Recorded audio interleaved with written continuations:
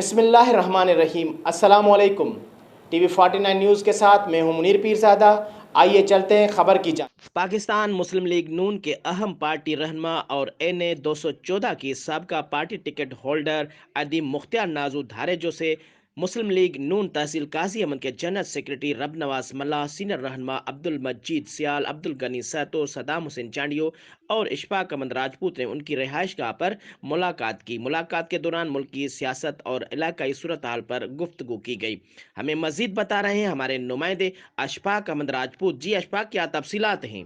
جی بالکل، قاضی امن میں پاکستان مسلم لیگ نون کی اہم پارٹی رہنما اور NA 214 کی سابقہ پارٹی ٹکٹ ہولڈر عدیم مختار نازو دھاریجو سے مسلم لیگ نون تحصیل قاضی احمد کے جنرل سیکرٹری رب نواز ملا، سینئر رہنما عبد المجید سیال، عبد الغنی سیتو، صدام حسین چانڈیو اور اشفاق احمد راجپوت نے ان کی رہائش گاہ پر ملاقات کی۔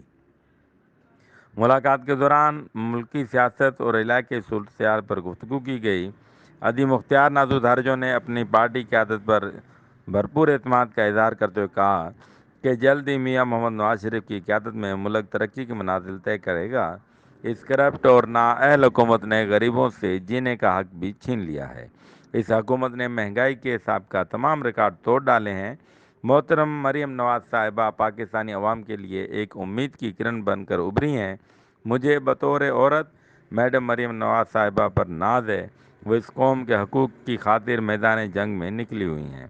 میں پاکستان کے مسلم لیگ نون کے تمام کارکنان کو پیغام دینا چاہتی ہوں کہ وہ اپنی سیاسی کاوشیں تیز کریں۔